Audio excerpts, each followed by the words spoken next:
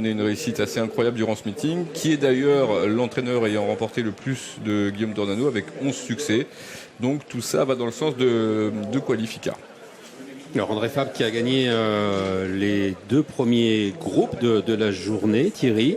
Oui. Et pour autant, avant coup, le groupe entre guillemets le plus facile à gagner aujourd'hui pour André Fabre, j'aurais dit, tout comme vous, je présume, Qualifica dans Guillaume Dornano. Ouais, le plus facile à gagner, non. Enfin oui, c'était le cheval. Enfin, le moins difficile. Le moins difficile, parce qu'avant le coup, c'était pas évident. Après Peter Tugaza, c'était un bon engagement. Qualifica, il a contre lui de ne pas avoir couru depuis le derby français depuis presque 2 mois et demi maintenant. Maintenant, c'est un cheval qui a passé un cap à 3 ans. Il a été invaincu avant le derby, où il est devancé seulement par Camille Pizarro qui depuis a bien répété. Maintenant que Camille Pizarro est parti de l'entraînement, mais en tout cas, ce sont vraiment des très bonnes lignes. Maintenant, c'est un lot qui tient la route. Hein. Il y a quand même des chevaux qui viennent de l'étranger qui sont quand même pas mal, hein, même à l'image de Rachabar qui est 4e de Saint James. Enfin, il y a quand même des chevaux qu'on ne connaît pas. Le cheval japonais, on va voir de quel bois il est. En tout cas, c'est une course très intéressante à suivre. Alors Qualifica avait quand même attaqué l'année assez tôt, hein, Vincent. Et après le Jockey Club, c'était logique de lui redonner un petit peu de fraîcheur quand même. Oui, alors d'ailleurs le fait qu'il ait débuté cette saison assez tôt, ça c'était pas forcément un signe très positif, mais comme il n'avait pas réussi à remporter une course à l'âge de 2 ans, il a démarré sa saison à la mi-mars, il a remporté son Méden à Saint-Cloud. Je crois qu'il y avait un cheval comme ça, entraîné par André Fabre, c'était John Tolwave qui avait démarré comme ça sa saison très tôt aussi à 3 ans, qui n'avait cessé de progresser allant remporter notamment le derby italien. Et avant ça le Noailles. C'est ça, et c'est un peu ce genre de profil, Qualificar. Donc oui, ce petit break, ça peut être bénéfique pour lui. Après, c'est vrai, un début de saison qui a été chargé. Le fils de Lopé de Vega, Qualificar. Il ressemble beaucoup à First Look. Hein. Ils ont un peu la même façon de marcher. Ils se ressemblent beaucoup physiquement. Ce sont là de Lopé de Vega. Oui. Ce qui est bien, c'est que lui aussi, c'est un cheval facile à monter. C'est un cheval qui est capable d'animer l'épreuve sans aucun souci, même à 3 quarts du leader. Donc, c'est pas un problème. Donc, c'est un gros avantage pour Christian qui va le découvrir aujourd'hui. Et si André Fabre est l'entraîneur leader donc en nombre de victoires dans ce Guillaume Dornano, son dernier succès remonte tout de même. Hein. C'était il y a 10 ans, c'était New Bay. Vainqueur de Jockey Club, donc qui avait remporté cette course. Et d'ailleurs, c'est amusant de voir que lors des 9 dernières éditions, on a 6 vainqueurs étrangers et 3 rougets. Voilà, ce sont des chevaux étrangers ou un pensionnaire de Jean-Claude Rouget. Jean-Claude Rouget, ce sont des chevaux qui avaient couru au Jockey Club. Oui, quoi, il y a quasiment tous. Hein. Ouais. Paris, Ace Impact, Almanzor. Alakim, Ace Impact et le troisième, c'est Almanzor. Ouais, c'est ça. C'est pas n'importe qui à chaque fois. Ouais. Alors parlons de l'opposition, et notamment ce cheval japonais.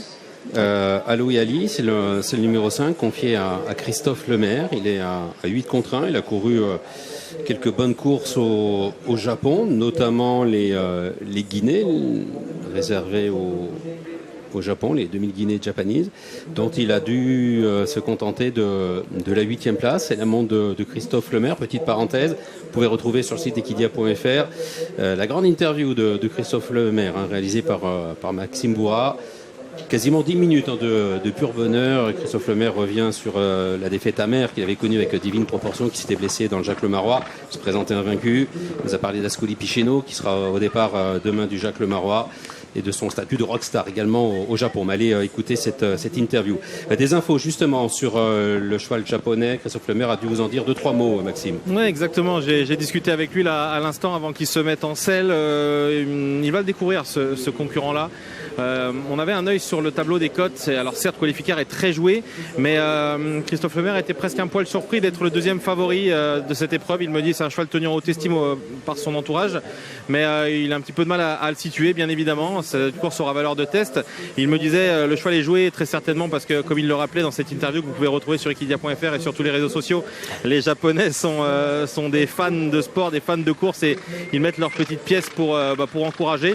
Mais j'ai pas senti un Christophe Lemaire sûr de son fait. En tout cas, il m'a dit il y a vraiment une opposition de taille, et même si c'est un cheval estimé, un 3 ans estimé, on en saura plus bien évidemment après la course sur son réel niveau face à cette opposition-là, et surtout face à un cheval comme Qualificar. Oui, les Japonais nous ont déjà envoyé des chevaux avec une carte de visite plus impressionnante. Il a couru 3 fois. C'est que Aloui Ali, côté corde, qui a toujours le meilleur.